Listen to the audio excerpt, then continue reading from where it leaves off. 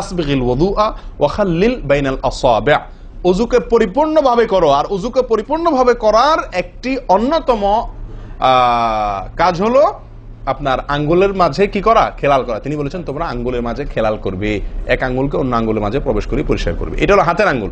পায়ের আঙ্গুল কিভাবে করবেন? পায়ের আঙ্গুল তো আর এক আঙ্গুল অন্য পায়ের আঙ্গুল ঢুকাতে পারবেন না। সেটা করবেন হলো অন্য হাদিসে আসছে, এই যে কোন আঙ্গুল আছে না, কোন আঙ্গুল দিয়া সব চিপাগুলাতে কি করবেন? ঘষা দিবেন। কোন আঙ্গুল দিয়া আপনার সব পায়ের আঙ্গুল চিপাগুলাতে ঘষা দিবেন।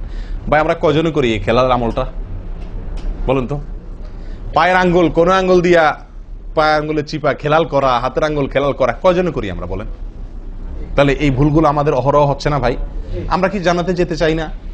আমাদের সালাদটা সুন্দর হোক আমরা চাই না ভাই? আমাদের এই সালাত খুব পাওয়ারফুল হোক, শক্তিশালী সালাত হোক। এই সালাতের মাধ্যমে আমি অন্যায় থেকে বেঁচে থাকবো, এই সালাতের মাধ্যমে আমি জান্নাতে যাব।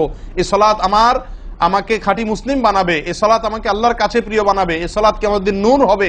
আমরা চাই না ভাই? এগুলো যদি চাই তাহলে আমাকে ওযু সুন্দর করতে হবে। আর ওযু সুন্দর করতে গিয়ে এই ভুলগুলোর ব্যাপারে সাবধান হতে হবে। তাহলে আঙ্গুল খেলাল করা, পায়ের আঙ্গুল, হাতের আঙ্গুল আমরা করি না বললেই চলে ভাই। তো আজকে থেকে ইনশাআল্লাহ করব তো, নাকি যা শুনছেন এটা এখানে রেখে চলে যাবেন? ভাই যদি পরিবর্তন না করেন, পরিবর্তন যদি আমরা না করি নিজেদেরকে, ওয়াল্লাহি সারা জীবন ওয়াজ শুনবো, কি লাভ বলেন? সময়টা নষ্ট। আপনি যদি এই কথাগুলোর উপরে আমলের চেষ্টা না করেন, নিজের জীবনে ফিট না করেন, এই ভুলগুলাকে ওযু করার সময় মাথায় রেখে এই ভুলগুলাকে আপনি দূর না করেন, তাহলে সেক্ষেত্রে এই শোনার কোনো লাভ হলো না। করবো তো ইনশাআল্লাহ। আল্লাহ সুবহানাহু ওয়া তাআলা আমাদের সকলকে সচেতন মুমিন হওয়ার তৌফিক দান করেন। সচেতন মুমিনের পরিচয় হলো মুমিন তার প্রত্যেকটা ভুলকে শিখবে, সংশোধন করবে, শিখবে, সংশোধন করবে। এভাবে করতে করতে করতে সে মুমিন হিসাবে কোয়ালিটিফুল আফার ক্লাসের মুমিন হতে পারবে, আল্লাহর কাছে প্রিয় পাত্র হতে পারবে। চেষ্টা করবো তো ইনশাআল্লাহ। আল্লাহ আমাদের সকলকে তৌফিক দান করেন। প্রিয় ভাইয়ারা, ওযুর ক্ষেত্রে আরেকটি ভুল, এই যতগুলো ভুল বললাম এর ভিতরে বড় দুটি ভুল বলে ওযুর ভুলকে আমরা শেষের দিকে চলে আসছি। একটি বড় ভুল হলো শুকনা থেকে যাওয়া। কোন জায়গা যদি আপনার অবহেলার কারণে শুকনা থেকে যায়, ওযুর অঙ্গগুলো যেগুলো ধুইতে হবে, তার কোনো অঙ্গ যদি শুকনা থেকে যায়, ওযু হবে? ওযু হবে না। এক ব্যক্তি ওযু করে আসছেন, নবী সাল্লাল্লাহু আলাইহি ওয়াসাল্লাম দেখেছেন তার ওযুর কোন জায়গা শুকনা আছে, তিনি বললেন যাও আবার ওযু করো, তোমার ওযু হয় নাই। তিনি তাকে পুনরায় ওযু করাইছেন। কেন? তার ওযু সঠিকভাবে হয় না, শুকনা রয়ে গেছে। অনেক সময় দেখা যায় আমাদের অনেক ভাই ওযু করেন, ওযু করলে বেশ কিছু জায়গা, বিশেষ করে যে কোনই জায়গাটা, এই জায়গাটা দেখা যায় শুকনা থাকে।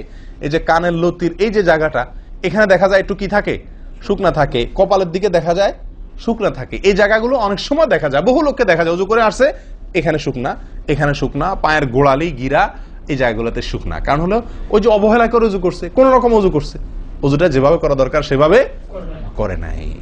ভাই এই জিনিসটা আপনার লক্ষ্য করা দরকার, কি দরকার না? ওযুই হবে না। এই যে ভুলগুলো বললাম এগুলা হলে আপনার ওযু হয়ে যাবে, কাগজে কলমে ওযু হয়ে যাবে। কিন্তু এখনকার যে ভুলটা বললাম, যদি শুকনা না থাইকা যায়, আল্লাহ মাফ করেন, তাহলে কাগজে কলমে ওযু হবে না, কাগজে কলমেও কি হবে না, ওযু হবে না। এত জঘন্য, সাবধান থাকার দরকার, কি দরকার না? আল্লাহ তাআলা আমাদেরকে সাবধান হওয়ার তৌফিক দান করেন। ভাই আরেকটি বড় ভুল, এটাও বিশাল বড় ভুল, সেটা হলো পানি অপচয় করা। পানি অপচয় করা, আল্লাহ মাফ করেন, এটা থেকে মুক্ত আমরা কেউই না বোধ হয় এই যুগে। পানি অপচয় ওযুর সময়। ভাই আমাদের ওযুতে কত পানি লাগে? আপনি যদি, আমরা তো বেশিরভাগ লোক এখন ট্যাপে ওযু করি না, আপনি যে ট্যাপটা ব্যবহার করেন ওই ট্যাপের নিচে যদি একটা কি রাখেন, বালতি রেখে দেন, আপনি ওযু করার শেষে লক্ষ্য করে দেখেন একটা খালি বালতি যদি রাখেন, কি পরিমাণ পানি পড়বে আনুমানিক? প্রায় এক বালতির মতো হয়ে যাবে না? সুবহানাল্লাহ। 50-100 জন লোকের ওযুর পানি এটা। নবী সাল্লাল্লাহু আলাইহি ওয়াসাল্লামের ওযুর পানির পরিমাণটুকু হাদিসে আসছে ভাই। এক গ্লাস পরিমাণ পানি দিয়ে তার কি হয়ে যেত? ওযু হয়ে যেত। এক গ্লাস পানির প্রয়োজন হতো না নবী সাল্লাল্লাহু আলাইহি ওয়াসাল্লামের ওযুতে, গোটা ওযুতে। আর সেখানে এক গ্লাস তো আমাদের শুধু কিসেই লাগে? হাত ধুতেও এক গ্লাস হয় কিনা সন্দেহ, এক হাতেও হয় কিনা এক গ্লাস ধুতে সন্দেহ। ভাই হাসির বিষয় না, এটা খুব জঘন্য অপরাধ, জঘন্য অপরাধ। আল্লাহ সুবহানাহু ওয়া তাআলা কোরআন কারীমের ভিতরে কি বলেছেন? ইন্নাল মুবাযযিরিনা কানু ইখওয়ানাশ শায়াতিন, শয়তানের ভাই। হারাম পানি অপচয় করা, পানি অপচয় করা।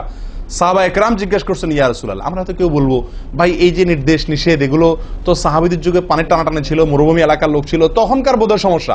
ভাই এখন তো আমাদের যুগে আলহামদুলিল্লাহ কি আছে? প্রচুর পরিমাণে পানি আছে। পানির তো অভাব নেই আল্লাহর ফজলে। আমরা কেউ হয়তো মনে করি যে অনেক পানি আছে, এখন বোধহয় আর এই এত টানাটানি করে ওযু করার প্রয়োজন নাই। আমি বলবো না ভাই, এটা ভুল। সাহাবা একরাম জিজ্ঞেস করছেন নবী সাল্লাল্লাহু আলাইহি ওয়াসাল্লামকে, ইয়া রাসূলুল্লাহ, যদি আমরা সমুদ্রে থাকি, নৌকায় যাচ্ছি, জাহাজে যাচ্ছি, সমুদ্রে পানির কোনো অভাব নাই, সেখানে পানি ব্যবহারের ক্ষেত্রেও কি আমাকে হিসাব করে করতে হবে? অতিরিক্ত করলে হিসাব দিতে হবে?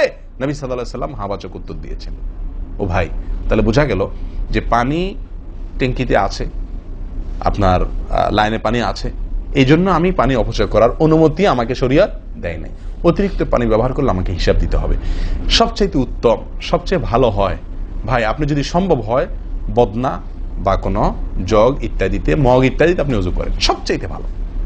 টেপের মধ্যেই বেসিনে একটা মগ রেখে দিলেন, ওইটা দিয়া ঢেলে ঢেলে আপনি ওযু করেন, তাহলে পানি অপচয় হওয়ার সম্ভাবনা সবচাইতে কম। ট্যাপ ছেড়ে দিয়ে যে আমরা ওযু করি, আমরা যেভাবে ওযু করার কথা বলছি, এই যে মেসওয়াক করতে হবে, এরপরে কুলি করতে হবে, নাকে পানি দিতে হবে, আবার নাক ঝাড়তে হবে, এই কাজগুলো করতে একটা গ্যাপ হয় না? গ্যাপ, এই গ্যাপের সময় যদি আপনি টেপে ওযু করতেই হয়, তাহলে গ্যাপের সময় টেপ বন্ধ করতে হবে। আমি কি বুঝতে পারছি? গ্যাপের সময় টেপ বন্ধ করে এরপর আপনি মেসওয়াক করেন, টেপ বন্ধ করে এরপর আপনি নাক ঝাড়েন।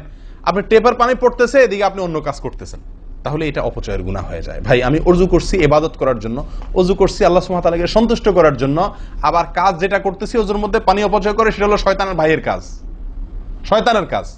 তাহলে শয়তানের কাজ করে আল্লাহকে খুশি করা যাবে ভাই? এই ওযুতে আল্লাহকে খুশি করা যাবে? এই ওযুতে আল্লাহ সন্তুষ্ট হবেন?